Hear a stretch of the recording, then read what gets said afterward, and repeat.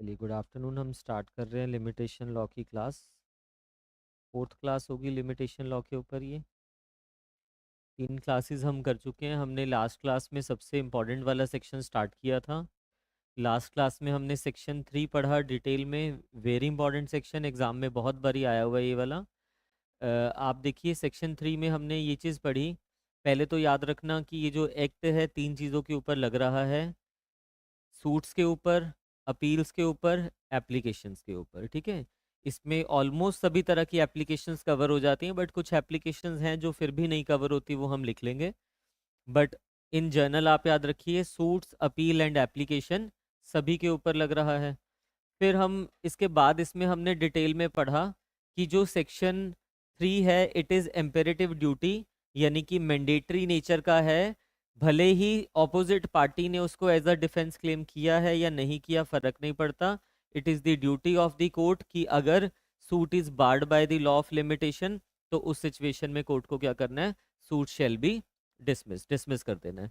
फिर हमने वो प्रीलिम्स पॉइंट ऑफ व्यू से कुछ पढ़ा था कि अगर सूट कब माना जाएगा कि इंस्टीट्यूट आपने किया है, जब प्रॉपर ऑफिसर को कंप्लेंट वगैरह पेश कर दी जाती है, या फिर कंपनी का केस है, लिक्विडेशन हो रही है, तो जब फर्स्ट टाइम आप लिक्विडेटर के पास अपना क्लेम लेके जाओगे, या फिर हाई कोर्ट वगैरह के केसेस हमने लास्ट में पढ़े थे, वो हाई कोर्ट के प्रॉपर ऑफिसर को जब हम कंप्लेंट दे देंगे। तो ये चीज़ें हमने लास्ट क्लास में पढ़ लिया था।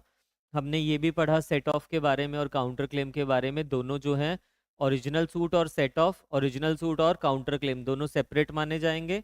और इस केस में इंस्टीट्यूशन ऑफ सूट कब माना जाएगा, सेट ऑफ के केस में सेम डेट जो ओरिजिनल वाले की होगी, बट काउंटर केस में ऐसा नहीं होगा। उसमें जिस दिन काउंटर केस लगाया जाएगा, जिस दिन काउंटर क्लेम लगाया जाएगा। ये लास्ट क्लास में लिखना शुरू किया था हमने, स्कोप वगैरह लिख लिया था। फिर हमने इसमें एक्ट लिखे थे, स्टेच्यूटरी प्रोविजंस लिखी थी, जहां पे जो इसको जस्टिफाई कर रहा है चीज़ को, हमने ये बोला कि सेक्शन 3 जो है वो हमें ये रूल दे रहा है किस चीज़ का, कि आपकी जो रेमेडी है, सेक्शन 3 आपको बता रहा है आपकी रेमेडी रेमेडी खत्म हो जाएगी, एक्सटिंग्विश हो जाएगी, बट राइट के ऊपर कोई भी फर्क नहीं पड़ेगा। ना ये क्रिएट करता है लिमिटेशन लॉ राइट को, ना ही एक्सटिंग्विश करता है राइट को। हाँ, रेमेडी एक्सटिंग्विश हो जाएगी सेक्शन 3 में, राइट के ऊपर कोई भी फर्क नहीं पड़ेगा। अब लिमिटेशन लॉ का ये पर्पस नहीं होता कि आप किसी के राइट को एक्सटिंग्विश करो या किसी के राइट को क्रिएट करो, दूसरी पार्टी के राइट को क्रिएट करो। बट इसके साथ फिर हम इसके एक्सेप्शन पढ़ेंगे। हमने वैसे ये पढ़ा, इसके बाद स्कोप पढ़ा। स्कोप में हमने डिटेल लिखी, 5-6 पॉइंट्स लिखे थे। फिर हमने पढ़ा कि जो ये चीज़ है सेक्शन 3 का जो मैंडेट है कि रेमेडी खत्म हो रही है, राइट नहीं खत्म हो रहा है, इसको जस्टिफाई कर रही है दो चीज़ें। पहला, स्टेच्यूटरी प्रोविजंस। स्टेच्यूट्स में जो लिखा हुआ है, हमने इंडियन कॉन्ट्रैक्ट एक्ट की हेल्प लिया। इंडियन कॉन्ट्रैक्ट एक्ट के सेक्शन 25 की हेल्प लिया हमने, टाइम बार डेट। और दूसरा हमने सेक्शन 60 की हेल्प लिया कि वो स्टेच्यूट देखिए, भले ही हमारा रेमेडी वहां खत्म हो चुका है, बट अगर इसमें फॉल कर रहा है तो राइट तो अभी भी है, पैसा रिकवर किया जा सकता है। ठीक है, फिर हमने एक और पॉइंट ऑफ व्यू से इसको पढ़ना है जो इस चीज को जस्टिफाई कर रहा है, वो है जुडिशियल प्रोनाउंसमेंट्स। आपको रिकलेक्ट हो गई होगी ना क्लास, हमने लास्ट क्लास में क्या हुआ है। इसमें आप लिखना शुरू कीजिए। फिर आगे जुडिशियल प्रोनाउंसमेंट्स में हम लिख रहे हैं।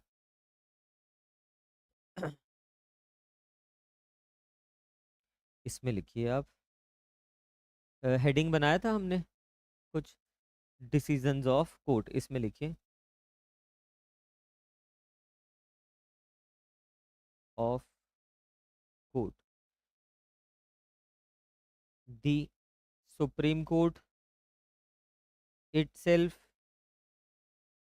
applied, the Honorable Supreme Court itself applied this in two ways, in in two very important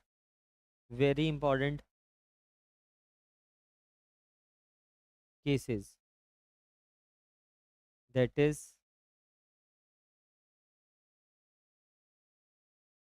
barred claim can be the basis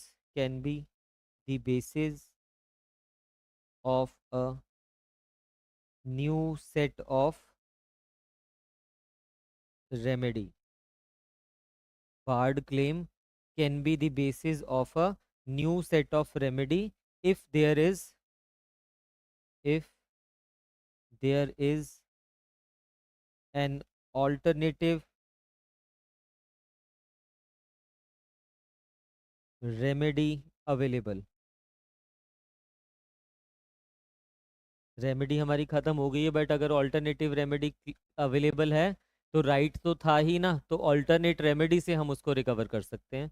इसमें लिखिए केस 1, पेपर में जरूर लिख के आना। उस दिन हमने बॉम्बे डाइंग वाला केस किया था पहला, दो केसेस अभी हम इसमें लिख रहे हैं। और फर्स्ट लिखिए, Punjab national bank, Punjab national national bank PNB versus Surendra Prasad Sinha. Punjab PNB versus Surendra Prasad Sinha. इसमें लिखिए, ईयर चेक कर लेना एक बारी। The court observed, the court observed that the rules of limitation are not meant to destroy the rights of the parties। Rights of parties को destroy नहीं किया जाएगा। Section 3 only bars the remedy, section 3 only bars the remedy but does not destroy the right, does not destroy the right, full stop करके लिखना। The right to the debt continues to exist notwithstanding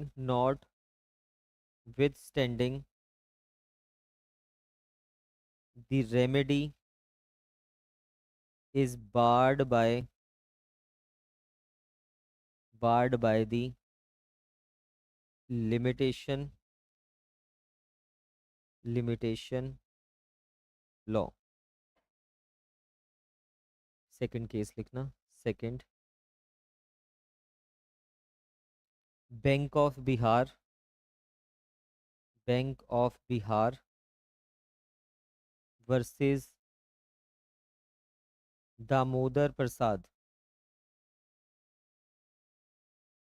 प्रसाद है Prasad, bank of Bihar versus Damodar Prasad. इसमें लिखना, facts लिख लीजिए थोड़े से इसके, थोड़ा और क्लियर हो जाएगा। पेपर में मत लिखना, एग्जाम में फैक्ट्स नहीं लिखते कभी भी, ठीक है। A loan was given by the bank and a promissory note and a promissory note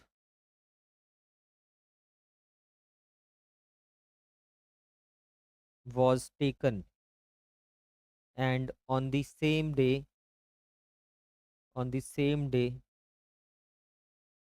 a guarantee contract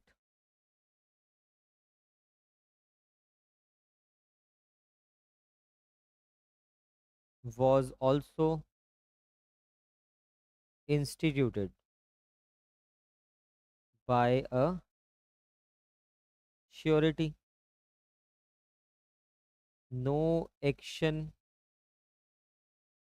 was taken on the basis of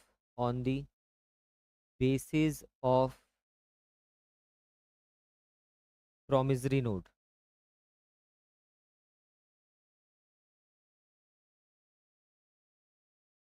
and the matter become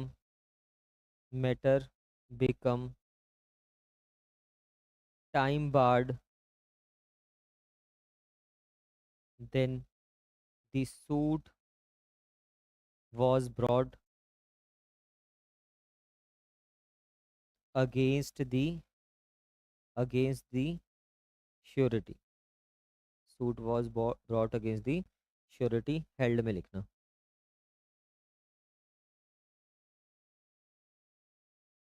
Honorable Supreme Court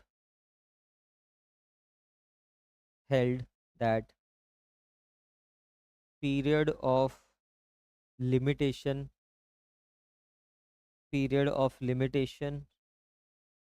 of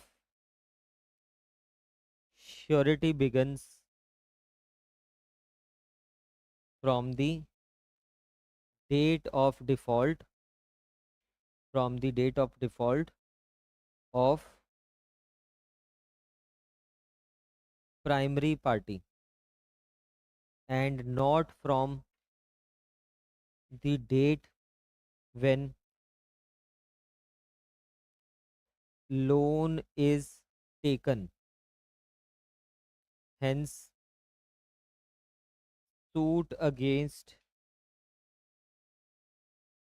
surety is not time barred. तो यहाँ पे जो suit है it is not a time. देखो क्या facts हैं इसके, मैं एक बारी समझा देता हूँ आपको. इसी में देख लीजिए, लिख लेना अभी, रुको 1 मिनट. वो कह रहा है कि एक बैंक से आपने क्या किया, लोन किया. Bank of Bihar, bank of Bihar इसने क्या किया, मिस्टर एक्स को सपोज लोन दिया. मिस्टर एक्स को लोन दिया. अब जब आप लोन दे रहे हो ना, आपसे एक तो वो बॉन्ड वगैरह भी साइन करवाते हैं. यहाँ पे इसने क्या दिया इसको बदले में, प्रोमिसरी नोट. प्रोमिसरी नोट क्या होता है, एक प्रॉमिस है. हमने पढ़ा है ना लिमिटेशन जब स्टार्ट कर रहे थे. रिटर्न प्रॉमिस है कि आई will pay you this amount. आपने प्रोमिसरी नोट दे रखा है. अब इसने, बैंक ने कहा नहीं इतना काफ़ी नहीं है. आप देखना जब हम लोन लेते हैं बैंक से, बैंक श्योरिटीज भी तो लेता होता है. हमने जब स्पेशल फॉर्म ऑफ कॉन्ट्रैक्ट आपने पढ़ रखा है ना, सभी कॉन्ट्रैक्ट लॉ भी पढ़ रखा है. तो उस कॉन्ट्रैक्ट लॉ में भी आपने कॉन्ट्रैक्ट्स में ये पढ़ा हुआ है कि 3 पार्टीज हैं. कौन से वाले केस में बताइए. गारंट हमने ये प्लेज पढ़ा होगा अपने अलग से, और इंडेमनिटी पढ़ा होगा, गारंटी पढ़ा होगा. तो वो ये सभी क्या है, ये स्पेशल फॉर्म ऑफ कॉन्ट्रैक्ट्स हैं. गारंटी मतलब यहाँ पे ये गारंटी ले रहा है इसकी. ये कह रहा है कि एक श्योरिटी. श्योरिटी मतलब सपोज मिस्टर ए है यहाँ पे, ये कह रहा है इसको, बैंक को. आप याद रख लेना कल को किसी की श्योरिटी अगर बन रहे हो तो, जब किसी ने लोन लेना होता है ना, वो आपको ये कहेगा कि यहाँ पे साइन कर दो मैं लोन ले रहा हूँ. तो इट मीन्स कि आपको श्योरिटी बनाया जा रहा है. वहाँ पे साइन कर दिए हमने. सपोज आपके फ्रेंड ने गाड़ी लेनी है, साथ जा रखे हो आप. अब बैंक वहाँ पे जब पेपर साइन करवा रहा है, उसने लोन ले रखा है ना, वो कहेगा कि यहाँ पे श्योरिटी दे दो एक. आपको लगेगा हाँ साइन ही तो करने हैं, वो साइन नहीं है. आप ये श्योरिटी, आप पार्टी टू द कॉन्ट्रैक्ट बन रहे हो वहाँ पे. ये श्योरिटी ले रहे हो यहाँ पे, बैंक को कह रहे हो कि अगर इसने आपके पैसे नहीं दिए then I will pay you the money. आप एक बैंक के साथ कॉन्ट्रैक्ट कर रहे हो. आपकी लाइबिलिटी अराइज नहीं होगी यहाँ पे जब तक वो पे कर रहा है. आपकी, आपके अगेंस्ट तो लाइबिलिटी तब अराइज होगी जब उसने पेमेंट में डिफॉल्ट कर दिया. तो इस वाले केस में ऐसा ही होता है. इसने डिफॉल्ट कर दिया, प्रॉमिसरी नोट से पे नहीं किया उसने. बैंक इसके अगेंस्ट सूट ही नहीं डाला. अब बैंक में भी बथेरे काम होते हैं, रह गया उनसे, नहीं नज़र में आई चीज़ें. और जब तक बैंक सूट डालने जाता तब तक देखा कि वो तो टाइम बार्ड हो चुका है. जब तक बैंक सूट फाइल करने जाता वो टाइम बार्ड हो चुका था. सपोज 3 साल का रिकवरी पीरियड है, और इस केस में सपोज कीजिए उससे ज़्यादा पीरियड हो चुका है. तो वो टाइम बार्ड हो गया. फिर बैंक को आता है नज़र कि ये तो टाइम बार्ड हो गया, पर इसके वाला थोड़ा ना. बैंक इसके ऊपर केस कर देता है. तो ये कह रहा है यहाँ पे, मिस्टर ए कह रहा है बैंक को कि नहीं मेरा भी तो टाइम बार्ड हो गया. ऑनरेबल सुप्रीम कोर्ट कहता है कि जब इस, यहाँ पे लिमिटेशन इसकी ख़त्म हुई थी, इसकी लिमिटेशन तब स्टार्ट होगी जब इसने डिनाई कर दिया पेमेंट का, जब उसकी वो ख़त्म हो रही है. तो ये नहीं है कि डेट ऑफ लोन से इसकी लिमिटेशन स्टार्ट हो जाएगी, उसके डिफॉल्ट से इसकी लिमिटेशन लाइबिलिटी स्टार्ट होगी. तो इसलिए यहाँ पे ये मेंटेनेबल था इसके लिए. ठीक है, भले ही अब यहाँ पे क्या था, क्या बैंक इसके अगेंस्ट सूट कर सकता है, answer is no, because barred by the limitation law. यहाँ पे बैंक की जो रेमेडी है ना, रेमेडी वो क्या हो चुकी है, खत्म हो चुकी है. बट क्या बैंक का राइट भी खत्म हो गया? नहीं, लिमिटेशन लॉ राइट को थोड़ा ना खत्म कर रहा है। तो राइट उसका अभी भी है। अगर कोई ऑल्टरनेटिव रेमेडी है यहाँ पे किसी भी तरह से, तो ये ऑल्टरनेटिव ही तो हुआ, इसके अगेंस्ट थोड़ा ना सूट डाल रहा है, वो तो दूसरी पार्टी श्योरिटी के लिए डाल रहा है। तो ऑल्टरनेटिव रेमेडी अगर अवेलेबल है तो वहां से वो क्लेम कर सकता है।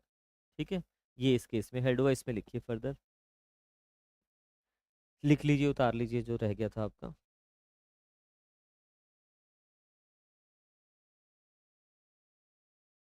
एक्सेप्शन लिख लेना इसके बाद।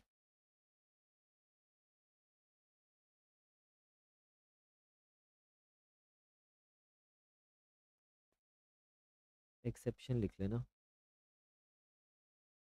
इसी की। हम कह रहे हैं ना कि सिर्फ रेमेडी बार होगी, राइट थोड़ा ना खत्म हो रहा है। अब ये जितना भी हमने पढ़ा रूल उस क्लास में, लास्ट वाली क्लास में, जो हमने सेक्शन 25, सेक्शन 60 या दो केसेस जो भी हमने पढ़े हैं, ये क्या कर रहे हैं, उसको जस्टिफाई कर रहे हैं। जो रूल हमने पढ़ा है उसको जस्टिफाई किया जा रहा है यहाँ पे। बट जो अब हम पढ़ रहे हैं वो कह रहे हैं इसके ऑपोजिट। इससे हाँ मतलब यहाँ पे रेमेडी तो खत्म हो ही रही है, राइट भी आपका एक्सटिंग्विश हो रहा है इस वाली सिचुएशन में। तो एक्सेप्शन में क्या है इसमें लिखिए, सेक्शन 27 एक्सेप्शन में लिख देना। Section 27 of the limitation act. अब ये सेक्शन 27 क्या कहता है लिमिटेशन एक्ट का? Where where by not only the remedy but also right is extinguish but also right is extinguished। अब इसमें डिटेल नहीं लिख रहे हैं कि कैसे क्या, बट जब हम सेक्शन 27 पढ़ेंगे ना, जैसे हमने सेक्शन 3 को डिटेल में पढ़ा है और लिखा है, जब सेक्शन 27 पढ़ेंगे उसको भी डिटेल में करेंगे, क्योंकि section 27 is equally important. Number of times exam में पूछा जाता है।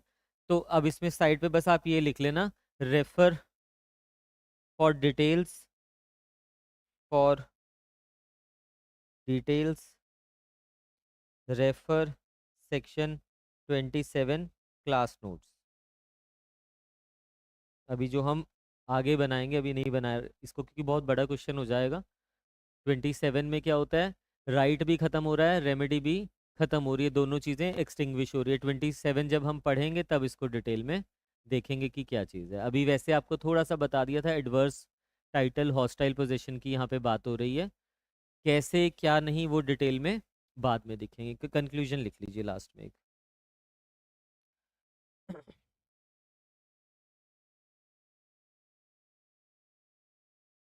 Conclusion, the rule of limitation are not meant to destroy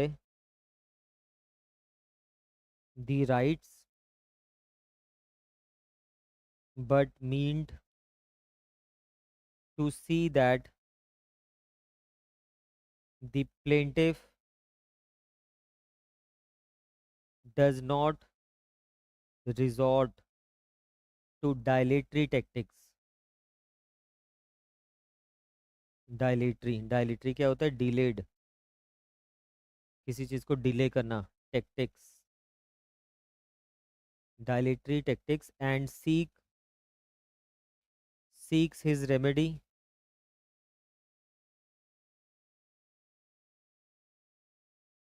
within the period fixed by the legislature legislature full stop। The right continues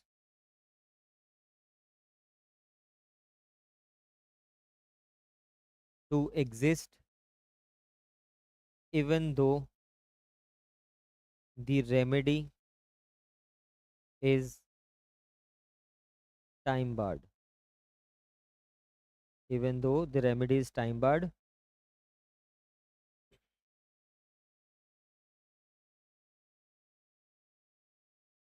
Therefore, what is barred by section 3 is the remedy by way of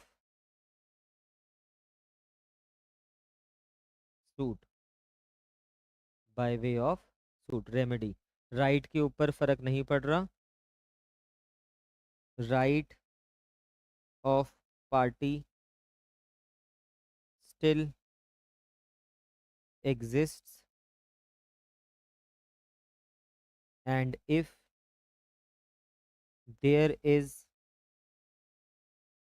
any alternative remedy, party can seek such remedy.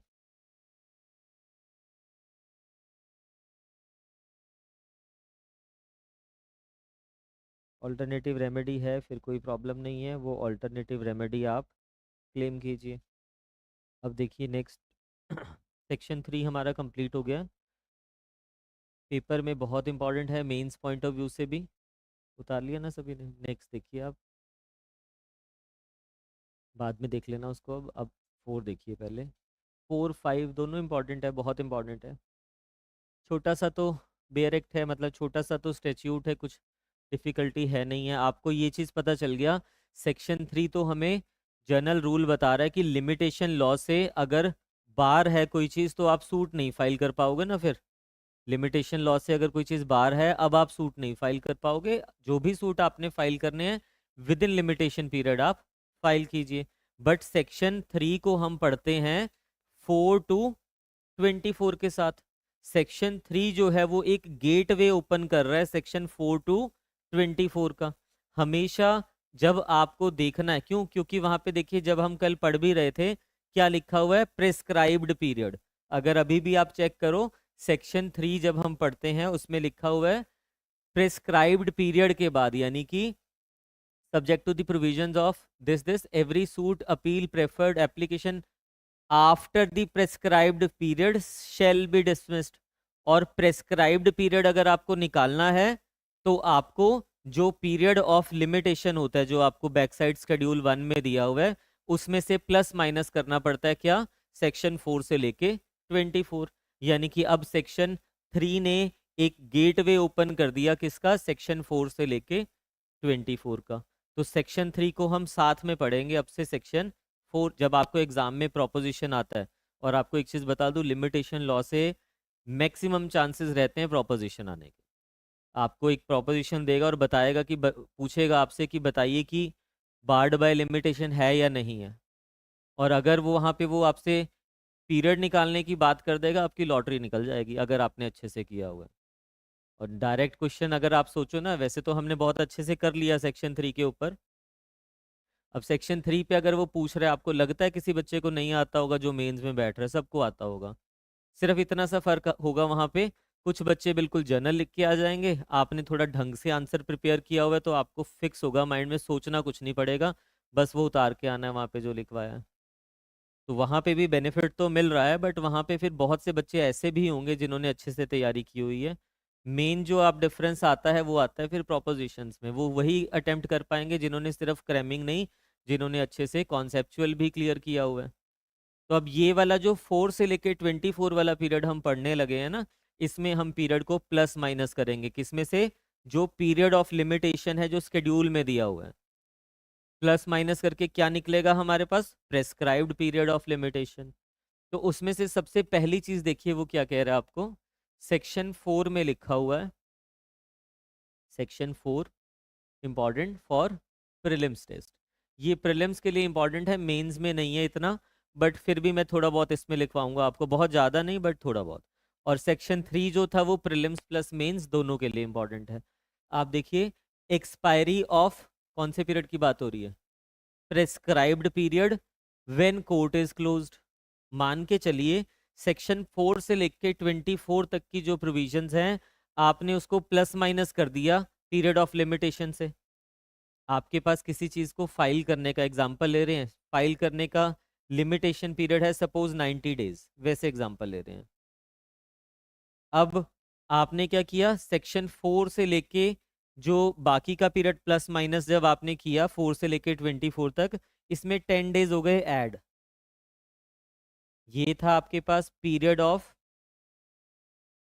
Limitation जो कहाँ दिया हुआ है, schedule 1 में दिया हुआ है।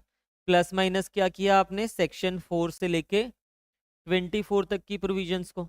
अब आपके पास ये टोटल आ गया 100 डेज। ये क्या निकला आपके पास, ये निकला prescribed prescribed period of limitation.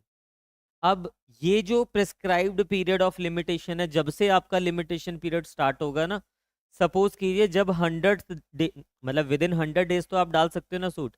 Suppose करो आप लास्ट डे सूट डालने जा रहे हो 100 डे में, तब भी तो आप फाइल कर सकते हो, आपको कोई रोक थोड़ा ना सकता है, विद इन लिमिटेशन पीरियड है। तो जब आपने लास्ट डे जब फाइल किया और सपोज उस दिन था संडे, सपोज उस दिन था कोई हॉलीडे, किसी भी तरह से कोर्ट की क्या थी, छुट्टी थी, तो क्या आपके इस प्रेस्क्राइब्ड पीरियड में कुछ और पीरियड ऐड होना चाहिए या नहीं होना चाहिए? बिल्कुल होना चाहिए। जब उस दिन है ही संडे तो नेक्स्ट डे पे तो फिक्स होगा ही ना वो। अब आपकी कोई मिस्टेक नहीं है, आप तो लास्ट डे पे जा रहे थे फाइल करने के लिए। तो अब ये तो कोर्ट का एक्ट ऑफ द कोर्ट है ना, कि कोर्ट ही बंद था वहां पे।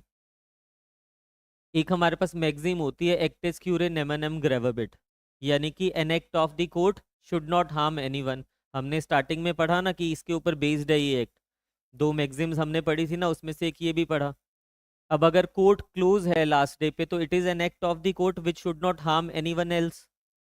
तो इसके कारण से सेक्शन 4 हमारे पास एनेक्ट किया गया। अब सेक्शन 4 का बेसिस क्या हो गया, जो वो मैगजीम है जो मैं आपको बता रहा हूं।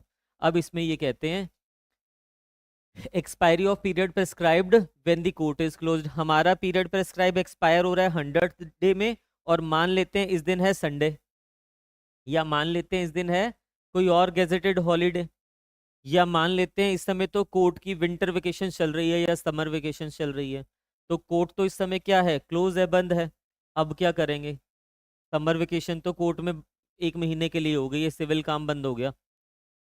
अब क्या 1 महीना हमारा पीरियड आगे चल पड़ेगा, या जितना टाइम भी कोर्ट क्लोज है क्या वो आगे एक्सटेंड होगा या नहीं होगा? वो यहाँ पे लिखा हुआ है, देखिए, वेयर द प्रेस्क्राइब्ड पीरियड की बात हो रही है।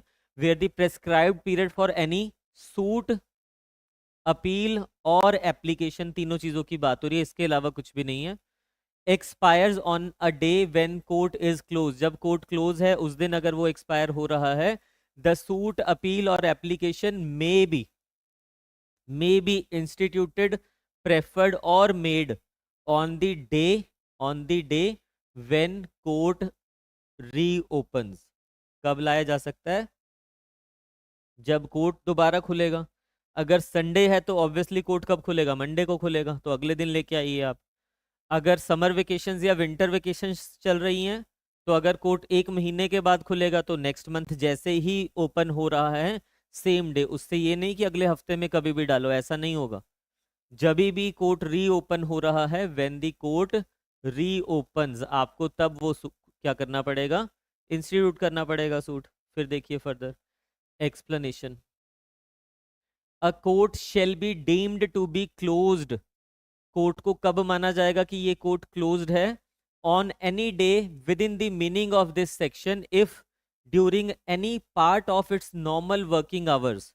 नॉर्मल वर्किंग आवर्स क्या होती हैं कोर्ट की, 10 to 5।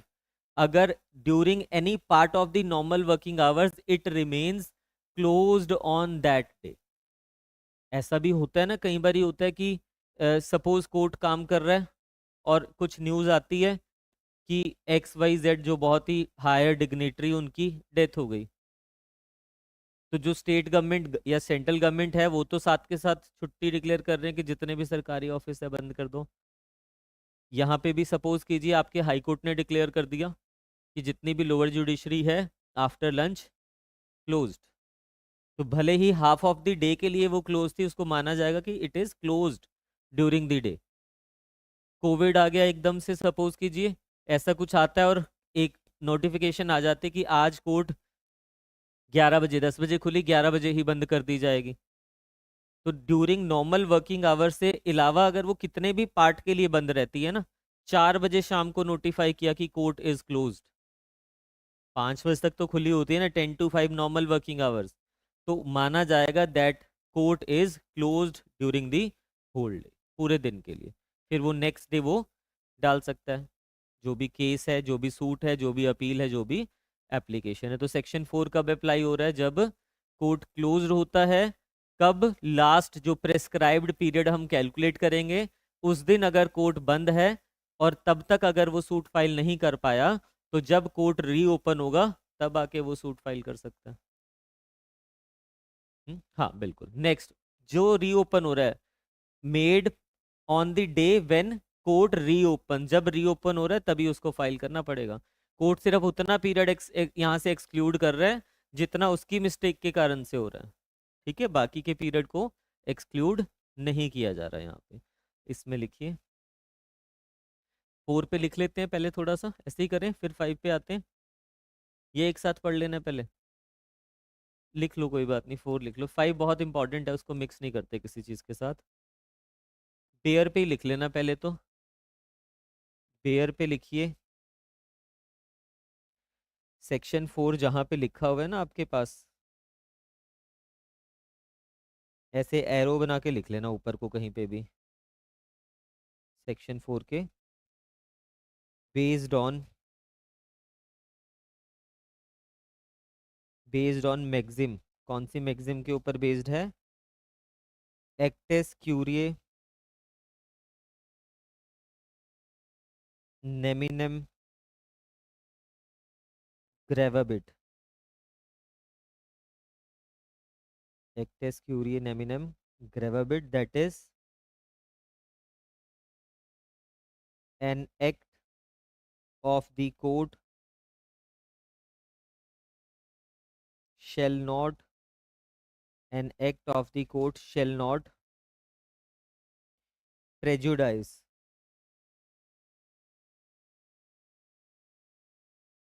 any party, prejudice any party। बेयर पे लिख लिया, अब नोट्स में भी लिख लेना। दो बारी देखो, इसलिए लिखना जरूरी है, ये मत सोचना कि बस लिख तो लिया बेयर पे। कल को जब आप रिवाइज करोगे, पहले बेयर को रिवाइज कर रहे हो, फिर नोट्स को रिवाइज कर रहे हो, ये चीज़ 2 बारी आपकी आंखों के नीचे से निकलेगी और याद हो जाएगी। 10 बारी बेयर पढ़ा तो वो 10 नहीं, वो 20 बारी आपने पढ़ ली है वो चीज़, ठीक है? तो बार बार इस तरह से रिवाइज हो जाती है। इसमें लिखिए, ये लिख लीजिए पहले, अपने नोट्स में लिखिए।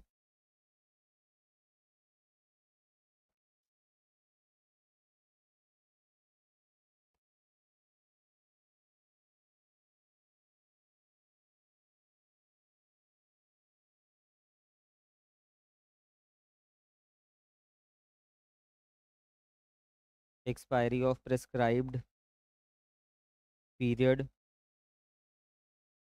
व्हेन कोर्ट इज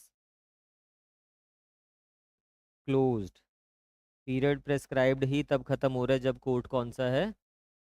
कोर्ट क्या है? कोर्ट बंद है। और प्रेस्क्राइब्ड पीरियड की बात हो रही है, पीरियड ऑफ लिमिटेशन की बात नहीं हो रही है यहाँ पे, ठीक है? Court is closed,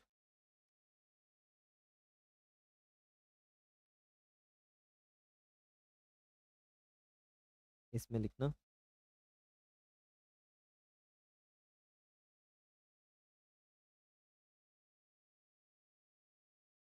section 4 applies where a certain period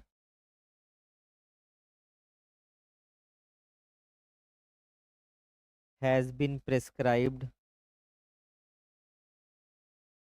by a statute, and has no application to a case where a certain date has been fixed for payment by agreement of parties. हमें parties के बीच में क्या agreement क्या नहीं है उससे फ़र्क ही नहीं पड़ता, हम तो कोर्ट का देख रहे हैं। इसमें लिखिए फर्दर।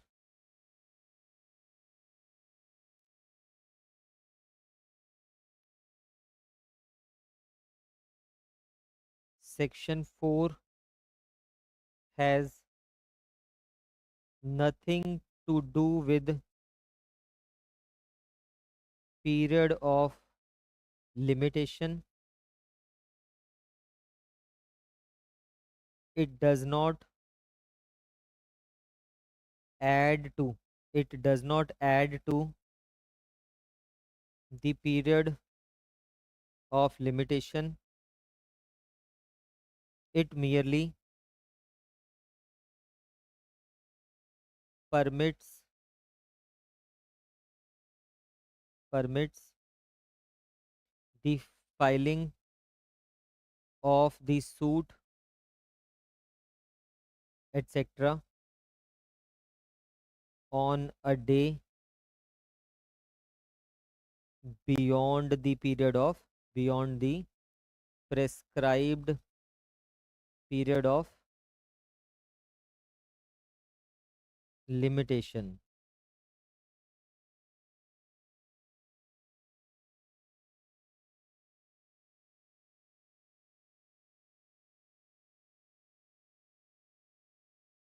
तो ये कोई याद रख लेना, एक्सटेंड नहीं कर रहा है, ऐड नहीं कर रहा है इस पीरियड में। क्यों? क्योंकि वो पीरियड तो हम ऑलरेडी निकाल चुके हैं ना, अभी हमने जैसे निकाला था 100 डेज तो हम ऑलरेडी निकाल चुके, एग्जाम्पल लिया था ना।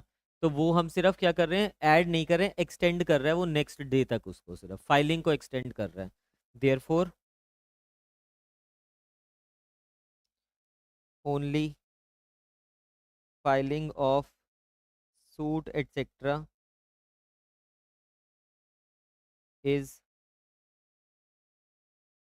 extended to a day when court रीओपन्स।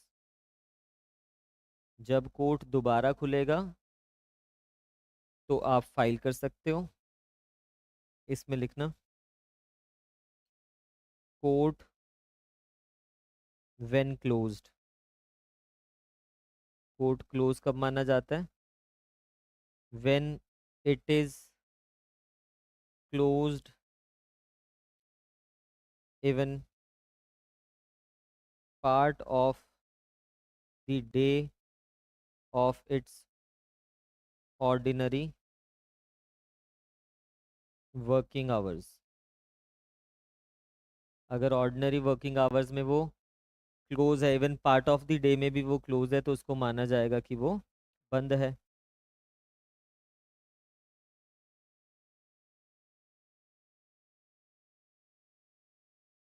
हम्म।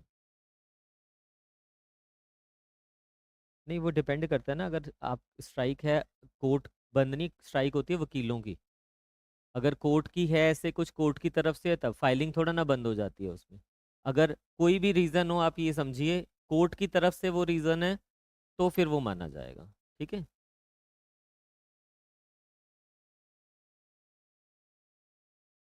इसमें लिखिए further.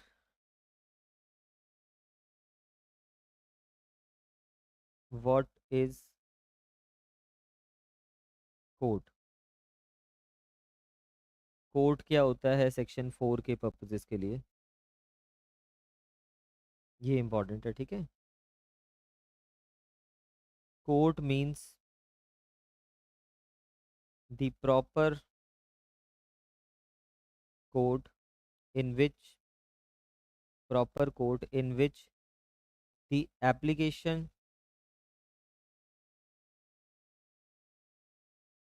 ought to have been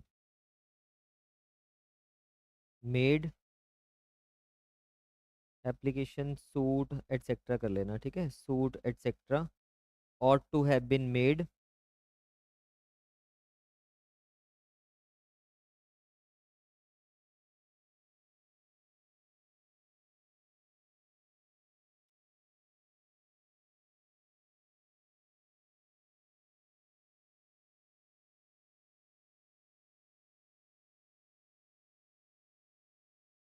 therefore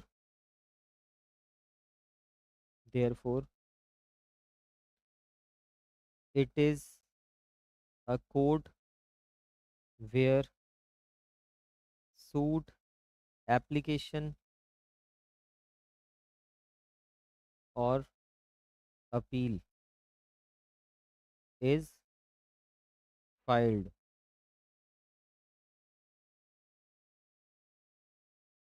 brackets में लिखना, it also includes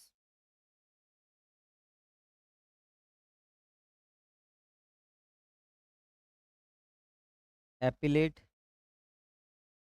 and revisional court.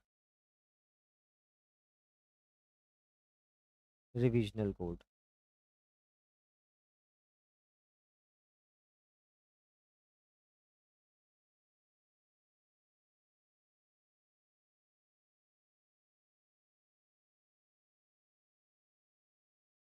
इसमें लिखना, following are not proper courts. Following are held to be not proper court. ये court नहीं माना जाएगा for the purposes of section 4। Limitation law यहाँ नहीं लगेगा, बेसिकली सिविल कोर्ट्स में लगती होती है, बट अगर वो कोर्ट है आपके पास लेबर कोड, लेबर कोड, इसमें लिख लेना नॉट अ कोड, नो, या not a court. Second, plaint presented to a wrong court. Wrong court, तो ये हमें नहीं फर्क पड़ता कि गलत में लगा रहे हो कहाँ लगा रहे हो, प्रॉपर कोड में लगानी थी वो बंद है तो देखा जाएगा, बाकी कोड्स का यहाँ पे कवर नहीं होगा। नॉट अ कोड, ये भी नॉट अ कोर्ट, ये कोर्ट नहीं होगा इस पर्पस के लिए। कोर्ट का मतलब है जिस कोर्ट के पास जुरिस्डिक्शन है। कोर्ट में सिर्फ वही कवर होगा जिस कोर्ट के पास जुरिस्डिक्शन है। अब एक लास्ट लिख लेना,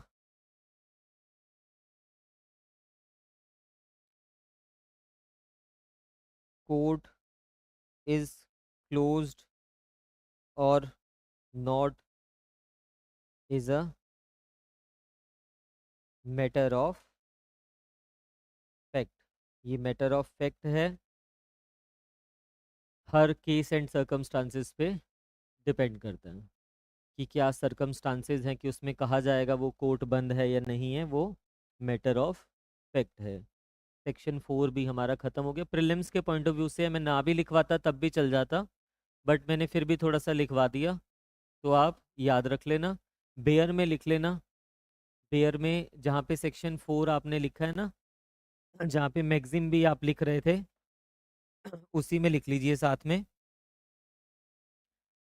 labour court is not a court. Labour court is not a court. Court means court of proper jurisdiction. क्या चीज? हाँ, विद इन द लिमिटेशन हम कर रहे हैं, ये हर प्लेंट में होता है वो सीपीसी के अकॉर्डिंगली। हम्म। हाँ, वो अगले सेक्शन में पढ़ रहे हैं हम, ठीक है। इसमें देखिए, नहीं इस चीज़ को कि कोर्ट क्लोज था ये नहीं मेंशन करने की जरूरत है, ये तो सिर्फ एक ही दिन को तो एक्सटेंड कर रहा है, ये जितने दिन छुट्टी थी उससे अगले दिन तो आपको लाना ही है ना, ये तो इम्प्लाइड है कि एक्सटेंड हो ही रहा है। It is the duty of the court, और वैसे भी कोर्ट के गलती के कारण से किसी को हार्म नहीं पहुंचना चाहिए। पार्टीज की गलती है और फिर पार्टीज उसको एक्सटेंड करवा रही है, फिर तो उसको एप्लीकेशन भी लगानी पड़ेगी स्पेसिफिक उसको एक्सटेंड करवाने की। सेक्शन 5 देखिए, सेक्शन 5 इसी चीज़ की बात कर रहा है जो आप पूछ रहे हो ना, very important. Section 5 is very very important for prelims for mains. Mains लिख दिया तो वो प्रिलिम्स के लिए तो है ही है ना। सेक्शन 3 हो गया, उसके बाद सेक्शन 5 हो गया, वेरी इंपॉर्टेंट। 6, 7, 8 ये सारे इंपॉर्टेंट ही है, ठीक है। छोटा सा एक्ट है, सभी करने पड़ेंगे आपको।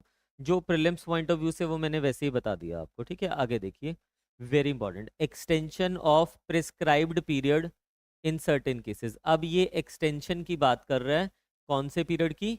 प्रिस्क्राइब्ड पीरियड की। सपोज आपका जो लिमिटेशन खत्म हो रहा है 90 डेज में खत्म हो रहा है, क्या इसको फर्दर एक्सटेंड किया जा सकता है? हमने ये तो पढ़ लिया कि फाइलिंग को एक्सटेंड किया जा सकता है कि अगर कोर्ट क्लोज्ड है, बट आपने प्रेस्क्राइब पीरियड निकाला, ये था आपका लिमिटेशन पीरियड। प्रेस्क्राइब पीरियड जब इसमें प्लस किया तो टोटल 100 डेज बन रहे हैं हमारे पास। तो क्या ये 100 से भी ज़्यादा इसको आगे एक्सटेंड किया जा सकता था? क्या किया जा सकता है? आंसर इज यस, किया जा सकता है, बट सेक्शन 5 के अकॉर्डिंगली। किस चीज़ में किया जा सकता है, किस में नहीं, वो हम पढ़ रहे हैं।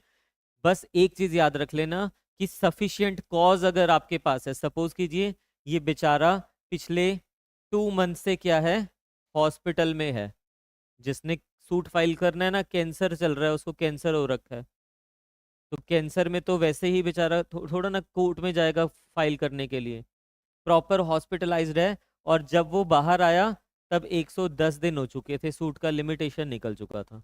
सूट का नहीं, बाकी चीज़ों की बात हो रही है, सूट को नहीं कर रहे हम यहाँ पे, अभी पढ़ेंगे डिटेल में। सपोज अपील फाइल करनी थी, अपील का लिमिटेशन निकल चुका है, तो यहाँ पे वो क्या कर सकता है, सेक्शन 5 की एप्लीकेशन लगाई जा सकती है, जिसको हम कहते हैं कॉन्डोनेशन ऑफ डिले, की जो डिले हो गई है फाइल करने में उसको माफ कर दिया जाए। कोर्ट माफ भी कर देगा, बट सफिशिएंट कॉज होना चाहिए। सफिशिएंट कॉज का मतलब क्या हो गया? इस तरह का कॉज। सफिशिएंट कॉज होता क्या है?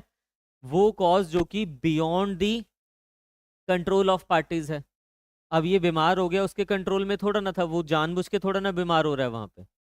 तो अगर कोई cause beyond the control of party होता है, उसको कहते हैं सफिशिएंट कॉज। तो लिमिटेशन पीरियड को हम क्या कर सकते हैं, एक्सटेंड कर सकते हैं। कौन से लिमिटेशन पीरियड को? प्रेस्क्राइब्ड पीरियड को। बट कब? सिर्फ सर्टेन केसेस में, सभी केसेस में नहीं। सर्टेन केसेस में कौन से केसेस, अभी ध्यान से सुनना। देखो, हमें पता है जितना भी लिमिटेशन लॉ है, जब से हम सेक्शन 3 कर रहे हैं, वो हमने पढ़ा सूट के ऊपर लगता है, एप्लीकेशन के ऊपर लगता है, एंड अपील के ऊपर लगता है। 3 चीजों की बात कर रहे हैं हम। एप्लीकेशन भी 2 तरह की एप्लीकेशन होती है, एक होती है एग्जीक्यूशन, सिविल साइड में अगर बात करें, एक होती है एग्जीक्यूशन एप्लीकेशन, ऑर्डर 21 में लगा करती है सीपीसी के। एग्जीक्यूशन तो पता है ना सबको।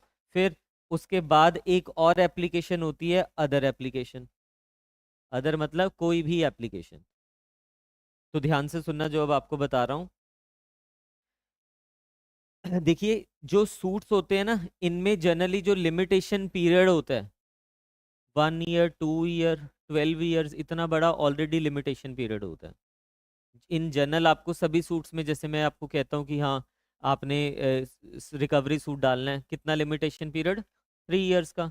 तो 3 साल तो पहले ही उसने आपको दे रखे हैं ना। आपको अगर सपोज कीजिए कोई और सूट डालना है, हो सकता है इससे भी ज्यादा पीरियड है किसी चीज में। फिर एप्लीकेशन, जब हम ये बात कर रहे हैं, 2 तरह की एप्लीकेशन होती है। जो एग्जीक्यूशन की एप्लीकेशन है उसमें लिमिटेशन पीरियड कितना होता है? 12 ईयर्स। जो ये सूट की बात कर रहे हैं हम, यहाँ पे आपको एक जगह पे 30 ईयर्स का लिमिटेशन पीरियड भी दिखा दूंगा मैं, जब पीछे टेबल देखेंगे। तो मिनिमम चलिए 1 ईयर का भी देखेंगे हम। 3 ईयर इन जनरल मिल जाएगा आपको सभी के केसेस में। और एग्जीक्यूशन में कितना है? 12 ईयर्स। बाकी जो एप्लीकेशन होती है या अपील्स होती है ना, उसमें लिमिटेशन पीरियड देखिए कितना होता है। उसमें लिमिटेशन पीरियड होता है, अपील में कितना होगा? 30 days, 90 days maximum, 60 days, 30 days, 90 days. छोटा सा लिमिटेशन पीरियड है। अब इस पीरियड को एक्सटेंड अगर कोर्ट कर भी रहा है, तो थोड़ा बनता भी है ना कि पहले ही बेचारे को कम पीरियड मिला था, और वो कम पीरियड में उसको सफिशिएंट कॉज था उसके पास, विदाउट सफिशिएंट कॉज नहीं। वो कॉज था which was beyond the reasonable control of the party, बेचारे के कंट्रोल से बाहर था, इसलिए वो लेट हो गया। तो यहाँ पे तो जस्टिफाइड है ना, आप उसको एक्सटेंड कर रहे हो। बट सूट्स में ध्यान से देखिए, सूट्स में या फिर एग्जीक्यूशन एप्लीकेशन में, जिसमें ऑलरेडी इतना ज्यादा आपको पीरियड दिया हुआ है, उसमें थोड़ा ना एक्सटेंड करने की रिक्वायरमेंट बनेगी, होनी भी नहीं चाहिए। एक एग्जाम देते हो आप, पेपर में अब मेंस लिखोगे जिस टाइम पे, 3 घंटे का टाइम आपको मिलता है मेंस लिखने के लिए। क्वेश्चंस कितने होते हैं? 20 से 22, 25। अब वो पहले ही लिमिटेड पीरियड दिया हुआ है ना आपको, जब आप कर रहे हो उसमें और एग्जामिनर आ गया खींचने के लिए, आधे बच्चे तो कर रहे सर 2 मिनट, बस 2 मिनट लिखने दो मुझे वहाँ पे, इस तरह से कर रहे होते हैं। कहीं एग्जामिनर कहते चलो लिख लो बेटा कोई बात नहीं, 1 मिनट और ले लो, एक्सटेंड कर दिया ना वहाँ पे लिमिट, आपका जो पीरियड ऑफ वो है एक्सटेंड कर दिया, क्यों पहले भी कम था ना आपके पास पीरियड।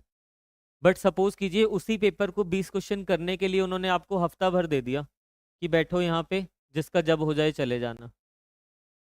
या 3 घंटे आपको दे रखे हैं और बोला कि क्वेश्चन 2 ही करने हैं सिर्फ आपको, 20-25 क्वेश्चन नहीं करने, 2 ही क्वेश्चन करने हैं, तो वो तो आराम से हो जाएंगे ना 3 घंटे में। उसके बाद भी अगर आप कह रहे हो 3 घंटे के बाद कि सर थोड़ा सा टाइम और दे दो, क्या वो जस्टिफाइड है? नहीं है ना जस्टिफाइड। ये मैं सिर्फ एग्जांपल से इसलिए समझा रहा हूँ, बच्चे बहुत मिस्टेक करते हैं प्रीलिम्स में इस वाले पॉइंट पे। जिन्होंने पहले करा है उनको लग रहा होगा बहुत बेसिक सी चीज़ है, बट यहाँ मिस्टेक हो जाती है। तो याद रख लेना, सूट्स में और एग्जीक्यूशन एप्लीकेशन में लिमिटेशन पीरियड को कंडोन नहीं किया जा सकता, लिमिटेशन पीरियड को एक्सटेंड नहीं किया जा सकता। उसका रीजन क्या है? ऑलरेडी इतना टाइम है तो और उसको एक्सटेंड करने की कोई रिक्वायरमेंट है नहीं है। बट जो एप्लीकेशन बाकी की हैं या फिर अपील वगैरह का है, उसमें लिमिटेशन को कोर्ट्स कंडोन कर सकती है। ये नहीं कि आंख बंद करके, सिर्फ और सिर्फ सफिशिएंट कॉज होगा उसी सिचुएशन में, सफिशिएंट कॉज होगा तो उसी सिचुएशन में। सेक्शन 5 के साइड पे लिख लेना, कॉन्डोनेशन ऑफ डिले, कॉन्डोनेशन ऑफ डिले, इसमें लिखिए, मतलब इसमें देखिए, पहले पढ़ लेते हैं फिर लिखने वाला काम करेंगे इसका। सेक्शन 5 वेरी इंपॉर्टेंट, आपको टिप्स पे हो जाना चाहिए। वैसे तो यही आपको पता है कि ये जो प्रोविजंस है, पूरा जो लिमिटेशन लॉ है, 3 चीज़ों की बात कर रहा है, सूट की, एप्लीकेशन की, अपील की। और सेक्शन 3 हमने पढ़ा, सेक्शन 3 तीनों पे लग रहा है, तीनों लिखे हुए हैं वहाँ पे, सूट, एप्लीकेशन, अपील। सेक्शन 4 अभी पढ़ा, उसमें भी तीनों लिखे हुए हैं, सूट, एप्लीकेशन, अपील। बट जब सेक्शन 5 हम पढ़ रहे हैं, यहाँ से ये 2 चीज़ों को एक्सक्लूड कर रहा है, सूट को और एग्जीक्यूशन एप्लीकेशन को, यानी कि section 5 is not applicable on suit and execution application. देखिए क्या लिखा है, एनी अपील, अपील को तो कवर कर रहा है, और एनी एप्लीकेशन, कौन सी एप्लीकेशन की बात कर रहा है? Other than N application under any of the provisions of order 21 of CPC, यानी कि एग्जीक्यूशन एप्लीकेशन। कह रहे हैं सभी के सभी अपील्स, सभी की सभी एप्लीकेशन एक्सेप्ट कौन सी? ऑर्डर 21 वाली एग्जीक्यूशन एप्लीकेशन को एक्सक्लूड कर रहे हैं। Any application not, not execution application, execution application, execution application को यहाँ पे कवर नहीं किया। आगे देखिए, मे बी का मतलब है discretion of the court, may be admitted after the prescribed period, prescribed period जो कैलकुलेट करने के बाद आ रहा है, even after the prescribed period, if the appellant or applicant satisfied the court that he had sufficient cause. उसको क्या satisfy करना पड़ेगा कोर्ट को? कि उसके पास सफिशिएंट कॉज है, किस चीज के लिए? For not preferring the appeal, और नॉट प्रेफरिंग द अपील और making the application with in such period, कि उस पीरियड में मैं नहीं लगा पाया, मेरे पास क्या है? सफिशिएंट कॉज है। यहां पे लिखना सफिशिएंट कॉज के साथ, सफिशिएंट कॉज मींस, सर्कल लगा लिया करो बेयर एक्ट के ऊपर जिस तरह से मैं करता हूँ मेन चीजों को, ठीक है? सर्कल लगा के लिखिए, means cause which is beyond the, beyond the control of parties, which is beyond the control of parties. आपको एक चीज बताता हूँ जो सबसे इंपॉर्टेंट है, मैंने हाईलाइट तो कर दिया, जान लगा दी इसके लिए कि ये 4 चीजें हैं। इसमें से एप्लीकेशंस पे लग रहा है, अपील्स पे लग रहा है ये सेक्शन, सूट के बारे में कहीं बात नहीं की है इसने सेक्शन ने, और एग्जीक्यूशन को स्पेसिफिकली एक्सक्लूड कर दिया। बट इसके बाद भी बहुत से स्टूडेंट्स हैं जो मिस्टेक करते हैं, इसके बाद भी बहुत से स्टूडेंट्स हैं जो मिस्टेक करते हैं। अगर इस मिस्टेक, आपको मैं सच बताऊं, मैंने भी पेपर दिया ना, ये टिप्स पे थी मेरे को ये चीज़, ओवर कॉन्फिडेंस पे मत चले जाना। क्योंकि जब एग्जाम का जो प्रेशर होता है ना, आप बहुत फास्ट फास्ट कर रहे होते हो कि हाँ चलो अगला क्वेश्चन अगला क्वेश्चन, और ये टिप्स पे होने के बावजूद भी गलत हो रखी है।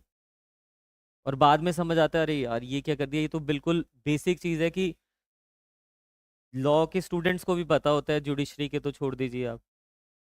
तो ऐसा नहीं कि आपको आती है तब आप गलत नहीं कर सकते हो। एक रूल बना लेना इसको हमेशा सॉल्व करने का।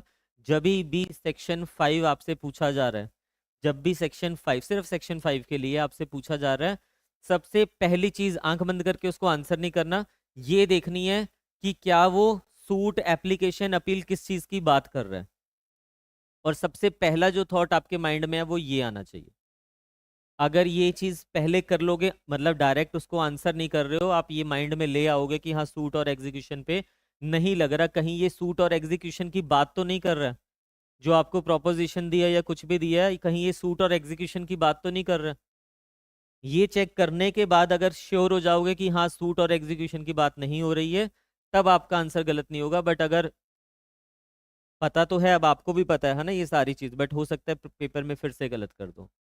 तो गलती ना होने के लिए मैंने आपको बता दिया, हमेशा सेक्शन 5 में आपको चेक करना है। लिख भी लीजिए यहाँ पे साइड पे, साइड पे लिखिए, section 5 does not apply on, इस पे स्टार बना लेना, वेरी इंपॉर्टेंट, ठीक है। Section 5 does not apply on suits and execution application order 21 CPC, execution application order 21 CPC. Pair पे ही लिख लेना, हाइलाइटर हुआ तो उसको हाईलाइट कर देना कि सबसे पहली चीज हमेशा मुझे एग्जाम में यही देखनी है। यहाँ फ्री के मार्क्स हैं, ये गलत होना नहीं चाहिए, बहुत बारी पेपर में पूछा जाता है। अब देखिए आप जब आप घर पे एमसीक्यूज भी सॉल्व कर रहे होते हो ना, किसी स्टेट के लिए तैयारी कर रहे हो, तब भी फास्ट फास्ट नहीं करना। आदत ही बना लो, सेक्शन 5 पूछा है तो हमेशा आपको मैं बताऊं, मैं दोबारा से पेपर देने जा रहा हूँ, हो सकता है फिर से मेरे से ये गलती हो जाए, क्योंकि वहां बहुत फास्ट कर रहे होते हैं ना हम क्वेश्चंस को। तो इसकी आदत बना लीजिए आप कि मेरे को पहले हमेशा चेक करना है कि इनकी बात तो नहीं हो रही है। अब प्रीलिम्स में तो आपको क्लियर हो गया, बट अगर मेंस में आ जाता है, जहां ये आपने एग्जीक्यूशन एप्लीकेशन लिखा ना, इसी के साथ एरो बना के लिख लेना, read with section 17 subsection 2, read with section 17 subsection 2। क्यों लिख रहे हैं हम यहाँ पे 17(2)? क्योंकि हमें पता है कि लिमिटेशन यानी कि कॉन्डोनेशन नहीं हो सकती एग्जीक्यूशन के टाइम पे। अगर एग्जीक्यूशन एप्लीकेशन जिसमें पहले ही 12 साल का पीरियड दिया गया है, उसमें कॉन्डोनेशन की तो रिक्वायरमेंट है नहीं है। बट सेक्शन 17(2) क्या कर रहा है, एक एक्सेप्शन क्रिएट कर रहा है, इस चीज के लिए एक एक्सेप्शन क्रिएट कर रहा है। सिर्फ मैं लिखवा रहा हूँ, पढ़ेंगे उसको 17(2) के साथ, क्योंकि मेरा पूरा बेयर एक्ट हिल जाएगा। ठीक है, आप वैसे पढ़ लेना, आपको पढ़ना हुआ, जब पढ़ लेंगे तब तो आप हमेशा कोरिलेट भी कर लोगे, बट अभी के लिए हमने लिख के रख दिया 17(2), या ये पढ़ाने दीजिए फिर देख लेते हैं 17(2) किस चीज़ की बात कर रहे हैं। एक्सप्लेनेशन देखिए इसके बाद, explanation, the fact that appellant or the applicant was missed by any order, practice or judgment of the high court in ascertaining or computing the prescribed period may be sufficient cause within the meaning of this section।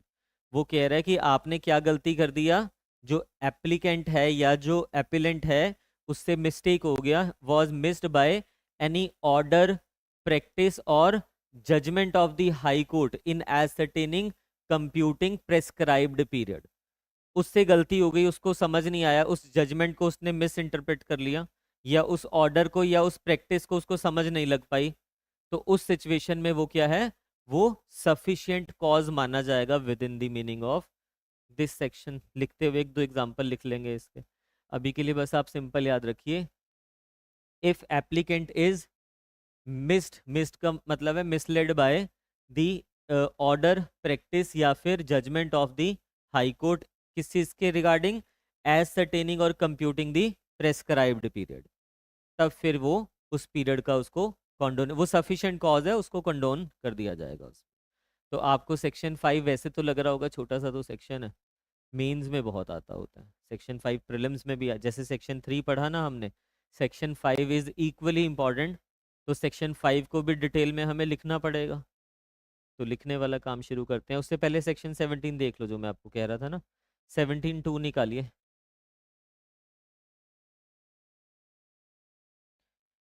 17(2) क्या लिखा हुआ है section 17(2) में?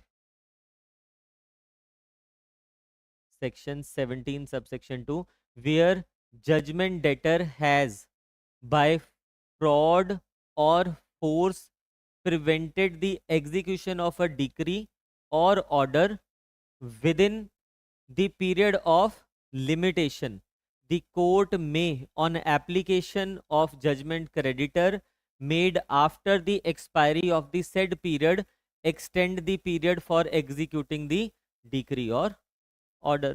यानी कि यहाँ पे इस वाली सिचुएशन में उसको एक्सटेंड किया जा रहा है, बट प्रोवाइडेड पढ़ लेना, provided that such application is made within 1 year from the date of discovery of fraud or cessation of force as the case may be। Limitation की कंडोनेशन नहीं होती है, एक्सटेंड नहीं किया जाता एग्जीक्यूशन की केसेस में, एग्जीक्यूशन एप्लीकेशन के केसेस में नहीं किया जाएगा। बट ये वाली जो सिचुएशन है एग्जीक्यूशन एप्लीकेशन, कितना एक्सटेंड किया जा सकता है? मैक्सिमम 1 साल। लिमिटेशन खत्म हो गया। आपको समझ आया कि सामने वाली पार्टी ने उसकी एग्जीक्यूशन को क्या किया? प्रिवेंट कर दिया था। प्रिवेंट मतलब हमें एग्जीक्यूट करने नहीं दिया। क्या प्ले किया है उसने आपके ऊपर? या तो फ्रॉड प्ले किया है या फोर्स प्ले किया है। तो आपको जब पता चला ना, जिस दिन वो फोर्स या फ्रॉड के बारे में आपको पता चला, फोर्स सीज हो गई या फिर फ्रॉड के बारे में पता चला, तो उससे 1 साल के लिए क्या हो जाएगा? आप एप्लीकेशन फाइल कर सकते हो। बट ये याद रख लेना, ये मेंस के लिए बताया मैंने आपको। प्रीलिम्स में अगर पूछ लेता है फिर बेयर के अकॉर्डिंगली डायरेक्ट चलेगा, फिर इंटरलिंकिंग मत करने लग जाना यहाँ पे। प्रीलिम्स के केस में no condonation, section 5 is not applicable on, क्योंकि वहां स्पेसिफिकली इस चीज के लिए लिखा हुआ है, स्पेसिफिकली उस चीज के लिए लिखा हुआ है। बट ये फिर एक्सेप्शनल सिचुएशन आ गई कि उसने फोर्स या फ्रॉड को यूज करके आपको प्रिवेंट कर दिया था। अब ये तो चीजें पता है ना, फोर्स फ्रॉड क्या होता है, ये चीज समझाने की जरूरत थोड़ा ना है। आपने एक एग्जीक्यूशन करवानी थी किसी चीज की, उसने फ्रॉड प्ले किया, आपको पता ही नहीं चलने दिया उस चीज को। तो अब आपको जब तक पता लगा तब तक लिमिटेशन निकल चुका था। तो 1 साल जब आपको पता लगा, तब 1 साल के बीच में आप फाइल कर लीजिए, कोई प्रॉब्लम नहीं है। बट उससे पहले फिर आपको ये प्रूव करना पड़ेगा ना। यानी कि limitation period in case of execution can be condoned, but not on the basis of sufficient cause, but on the basis of force and fraud. सिर्फ इस सिचुएशन में, जो कि एक एक्सेप्शनल सिचुएशन है, बट जनरल रूल यही है कि सूट में और एग्जीक्यूशन एप्लीकेशन में लिमिटेशन पीरियड को कंडोन नहीं किया जा सकता। सेक्शन 5 वहां पे एप्लीकेबल नहीं होता। चलिए वापस से लिखने वाले पार्ट पे आ जाइए। सेक्शन 5 वेरी इंपॉर्टेंट, बहुत कुछ लिखना है इसमें हमें। Section 5 very important.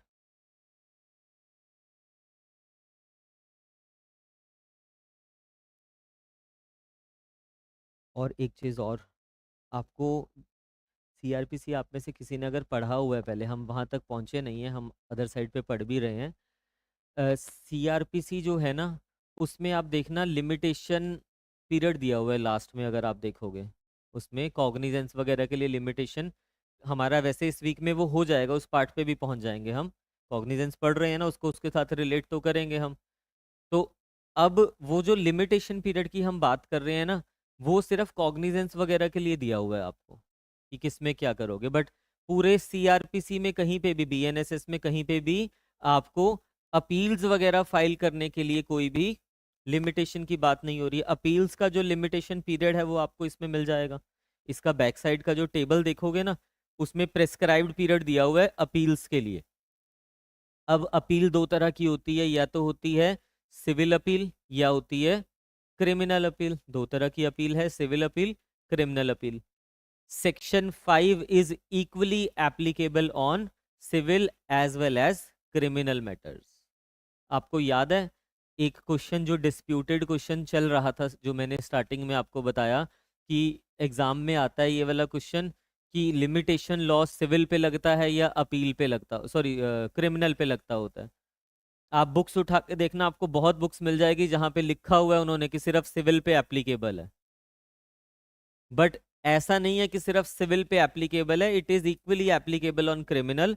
अब क्रिमिनल में सूट तो होता नहीं है, तो क्रिमिनल में अपील्स तो होती है ना, तो अपील्स की जहां पे भी बात हो रही है वो वाली चीज तो फिर अप्लाई होगी ना, अनटिल अनलेस स्पेसिफिकली कहीं पे बार्ड नहीं है तब अप्लाई है। जब ऑनरेबल हाई कोर्ट की मैं आपको जजमेंट के बारे में बता रहा था, उसमें उन्होंने सेक्शन 5 को रेफर किया था।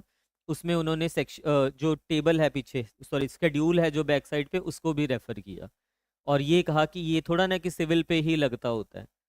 फिर जो स्टूडेंट्स थे उन्होंने क्या किया, बुक लगाई, बुक दिखाई हाई कोर्ट को, मेरे ख्याल से किसी प्राइवेट पब्लिशर जैसे आजाद, जो आप जहाँ से एमसीक्यू सॉल्व करते हो या कुछ और बुक, तो वो प्राइवेट पब्लिशर की जब आपने बुक दिखाई हाई कोर्ट ने माना ही नहीं उसको।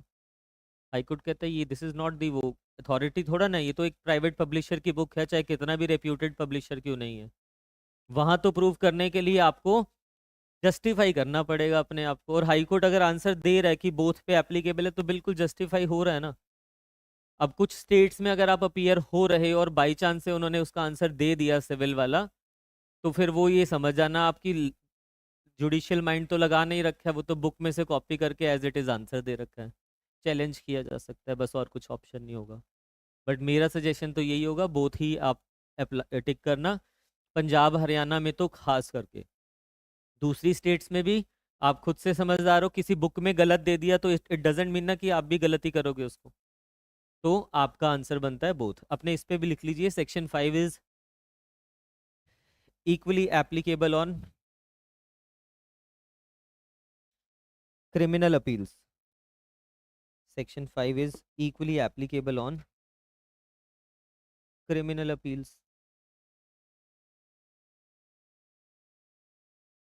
एक छोटा सा ना टॉपिक था, वो रहता रह ही गया।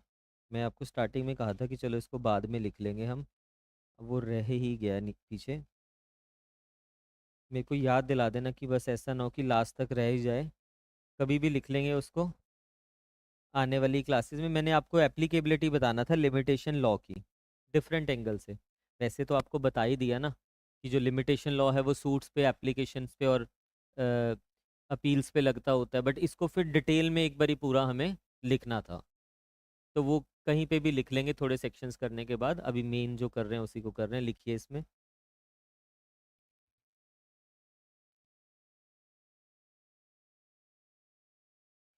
सेक्शन 20 मिनट्स है मेरे पास, मतलब 40 हुए हैं ना, तो 20 मिनट्स में सेक्शन 5 तो नहीं ख़त्म होगा, कंफर्म्ड है। वही लिखवा दो। हाँ, 5 ही करवाऊँ? आप देखो जैसे बोलोगे, मुझे तो, मैंने तो बाद में भी करवाना ही है वो भी। हाँ, वही कर लेते हैं कि वो कवर हो जाएगा, पिछला रह नहीं जाएगा कुछ। सेक्शन 5 करवा दिया मैंने, लिखते हुए फिर एक ही साथ लिखेंगे ना इसको पूरे को, है ना।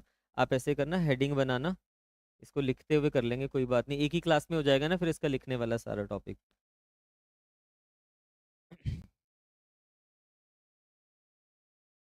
इसमें लिखिए, एप्लीकेशन ऑफ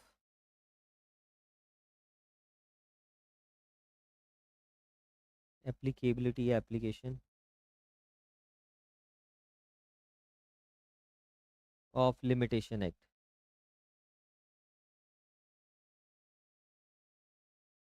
ये आना चाहिए था हमारे पास कब, सेक्शन 3 से भी पहले, स्टार्टिंग में था ना, बट फिर वही था कि लिखने का टॉपिक है सिर्फ। अब उस समय टाइम नहीं था, तो चलो अभी लिख रहे हैं, कोई बात नहीं, एक ही बात है। इसमें लिखिए, पॉइंटर्स दिए हैं छोटे छोटे। The act applies to all suits, appeals and all suits all appeals कर लेना, all appeals and certain applications. Application मैंने सर्टेन लिखा है, एप्लीकेशन में बाकियों में ऑल लिखा होगा, ठीक है। इसमें लिखना सर्टेन के साथ ही लिख रहा हूँ सिर्फ, ठीक है। Only those applications, those applications which are specified in the articles of the schedule to the limitation act। Limitation act के ना लास्ट में आपको जो स्केड्यूल है उसमें बहुत सारे आर्टिकल्स दिए हुए हैं, वहाँ पे जिस जिस एप्लीकेशन की बात हो रही है उस पे सब पे लगेगा। नोट में लिखना applications includes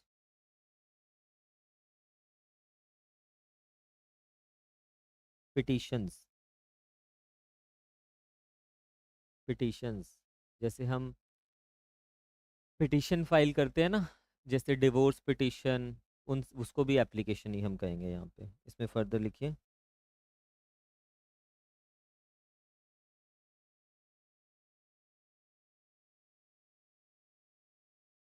following applications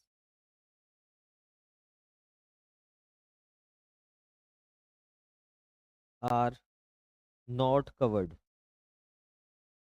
following applications are not covered. First लिखिए an application for a succession certificate. Succession certificate court से बनाना होता है ना, इस पे कोई लिमिटेशन नहीं, कल को आपके पास आएंगे तो उस पर लिमिटेशन लॉ मत लगाने लग जाना। पीछे स्केड्यूल में इसके बारे में कोई लिमिटेशन पीरियड दे नहीं रखा है। एन एप्लीकेशन फॉर प्रोबेट और लेटर्स ऑफ एडमिनिस्ट्रेशन।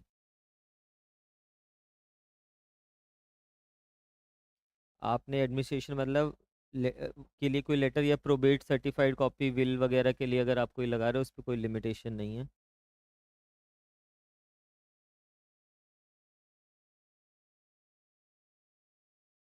थर्ड लिखना an application for grant of sale certificate etcetera. Sale certificate कौन से केसेस में बात हो रही है? आपने आपको पता है जब ये कोर्ट्स वगैरह भी सेल करवाती होती है चीज़ों की अटैचमेंट वगैरह के बाद, उसमें इसमें लिख लेना ब्रैकेट्स में that is sale after court attachment. आपने इसके लिए सर्टिफिकेट लेना है, इसकी कोई लिमिटेशन नहीं दिया हुआ आपको, उस पर ये नहीं लगेगा एप्लीकेशन पे। कोर्ट लिखना an application to a court to do what court is bound to do. Otherwise वो बाउंड है उस चीज़ को करने के लिए तो उस पर तो वैसे ही कोई लिमिटेशन नहीं लगेगा।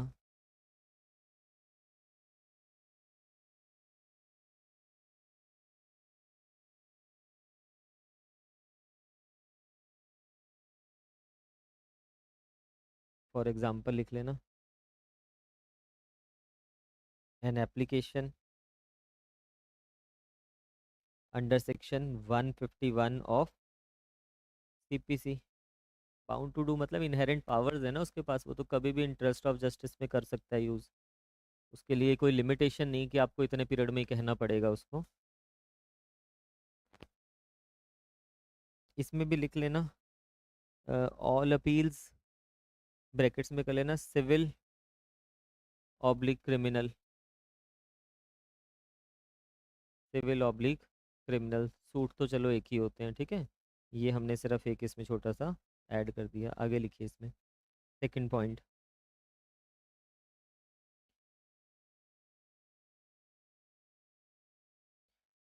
Limitation applies only to institution of suit appeal application and not to their continuation। उनके कॉन्टिन्यूशन पे नहीं लगता है, इंस्टीट्यूशन पे सिर्फ लग रहा है कि इंस्टीट्यूट कब तक आप कर सकते हो। थर्ड लिखना इसके बाद।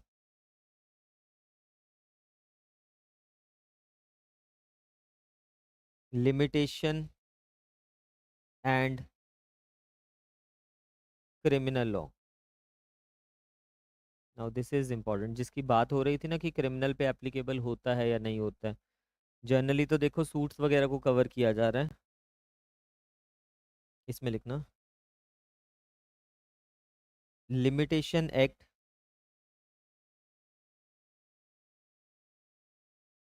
Does not apply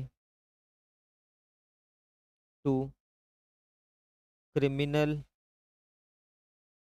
proceedings unless it is made applicable to them by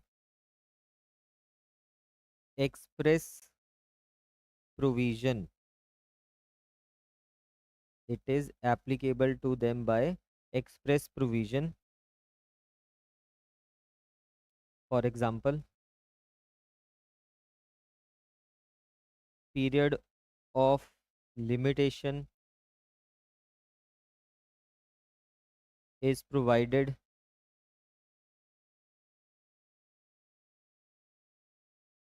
for criminal appeals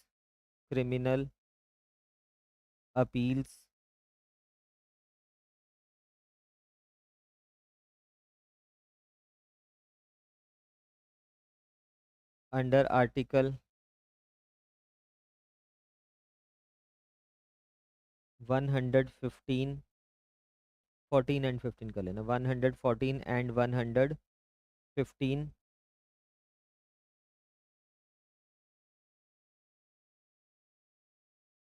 फिर लिखना 100 आर्टिकल 100, सॉरी 131 कर लेना, article 131 applies to criminal revision।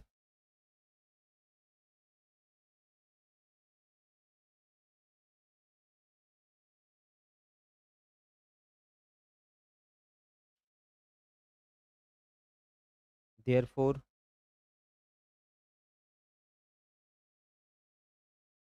in case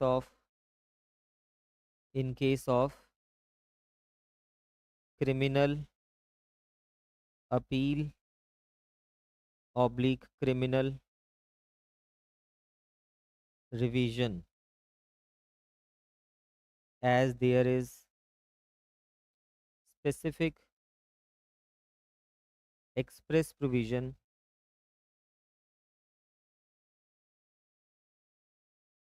limitation act applies। Limitation act applies वो अलग बात है, ठीक है। किसी और चीज़ के लिए हम नहीं उसको टाइम बाउंड कर सकते, बट ये नहीं कह सकते ना, आप टोटल डिनाइल तो नहीं कर सकते कि नहीं। जो बुक्स ने आंसर दिया हुआ है ना, उन्होंने ये दिया हुआ है, देखो limitation act does not apply. इतना पढ़ लिया, आगे का तो देखो ना कि क्या चीज़ लिखा हुआ है क्या नहीं है। तो इसका आंसर होगा क्रिमिनल और सिविल दोनों पे एप्लीकेबल है। सिविल पे तो वैसे ही एप्लीकेबल है, क्रिमिनल पे कब एप्लीकेबल है, जब एक्सप्रेसली प्रोवाइडेड है। और जब वहाँ पे एक्सप्रेसली प्रोवाइडेड है आर्टिकल्स में, जब आप शेड्यूल देखोगे अपील के लिए, रिवीजन के लिए, तो वो वाली प्रोविजंस पे तो अप्लाई है। और अगर आप सेक्शन 5 के ऊपर ये जजमेंट्स ढूंढोगे ना कि क्या क्रिमिनल अपील्स पे लिमिटेशन लॉ लगता है, नंबर ऑफ जजमेंट्स मिल जाएंगी आपको। नेट पे नॉर्मल भी डालोगे, नंबर ऑफ जजमेंट्स मिल जाएगी। इट मीन्स कि अप्लाई तो हो रहा है। आप ये थोड़ा ना कह सकते हो कि क्रिमिनल के ऊपर नहीं लग रहा। ऑनरेबल हाई कोर्ट ने भी इसी चीज़ों को देखते हुए, इसी चीज़ों की रीजनिंग देते हुए कहा था उस टाइम पे कि पूरे के ऊपर अप्लाई, और बिल्कुल जस्टिफाइड है, गलत कुछ भी नहीं है उसमें, ठीक है। इसमें लिखिए next, fourth,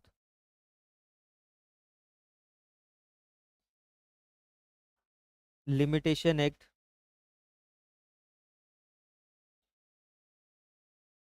does not apply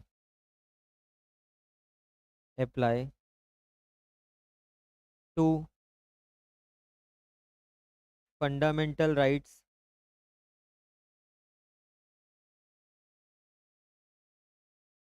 oblique writs, यानी कि कॉन्स्टिट्यूशन ऑफ इंडिया में जो आपको राइट्स दिए हुए हैं उनके ऊपर थोड़ा ना लिमिटेशन लगाने लग जाओगे। अगर इनके हिसाब से पूछ लिया जाता है तो फंडामेंट, ये प्रीलिम्स के पॉइंटर्स हैं सारे छोटे छोटे से, ठीक है। लिख भी लेना बेशक, जब जहाँ से हमने स्टार्ट किया ना फॉर प्रीलिम्स, इसमें लिखना टू आर्बिट्रेशन प्रोसीडिंग्स, सिंपल लिख लेना बस ऐसे करके। यस, यस मतलब अप्लाई होता है, प्रीलिम्स के लिए पक्का याद रख लेना। आर्बिट्रेशन प्रोसीडिंग्स पे भी लिमिटेशन लॉ अप्लाई होता है।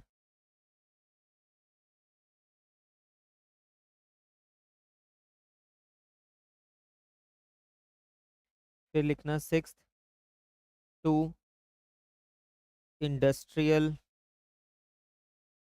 डिस्प्यूट्स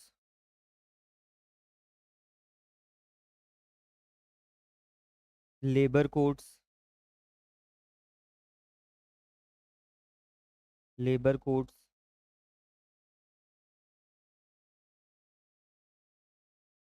और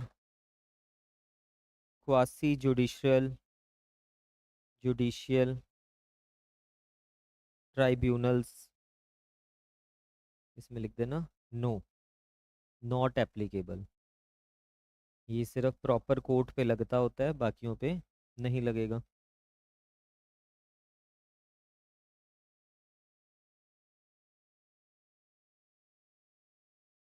सेवेंथ लिखिए, ये दोनों पॉइंट्स ना याद रख लेना प्रीलिम्स के लिए, ठीक है। कहीं ये वाला पूछा हुआ है एक बार, क्वासी जुडिशनल ट्राइब्यूनल्स पे लगता है या नहीं लगता है। ये तो वैसे भी अभी हमने पढ़ लिया था ना, it is not a court, section 4 पढ़ते हुए। इसमें लिखिए लिमिटेशन बार्स सूट, सूट बार कर रहा है, एंड नॉट डिफेंस। आप सूट नहीं फाइल कर सकते, बट आपके ऊपर अगर किसी ने फाइल किया है तो उसी चीज़ को फिर आप डिफेंस में तो ले सकते हो। कोई एग्रीमेंट है जो ब्रीच हो गया, आपने फाइल करना चाहा, नहीं कर सकते उसके ऊपर, बट अब जब डिफेंस लेने की बारी आ रही है फिर वो चीज़ दी जा सकती है वहाँ पे, ठीक है। इसमें लिखिए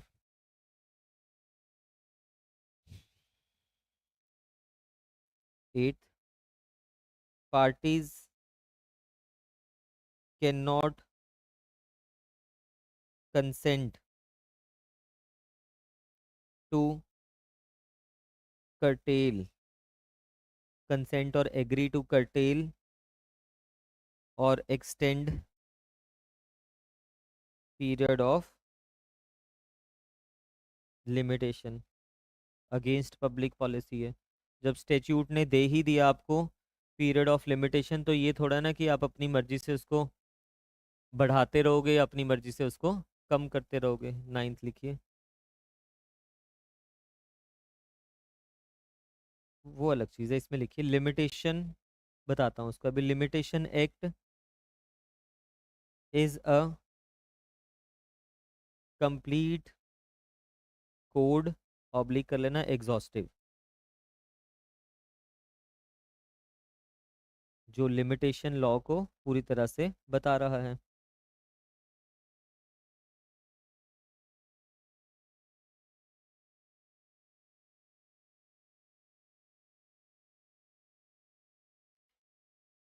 इनके ऊपर ये लिमिटेशन लॉ नहीं लगेगा, अदरवाइज इट इज़ एग्जॉस्टिव। अब सेक्शन 5 रह गया हमारे को लिखने को, कल करेंगे। हेडिंग बना लो।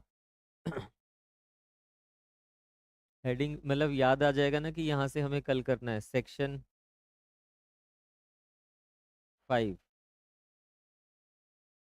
कॉन्डोनेशन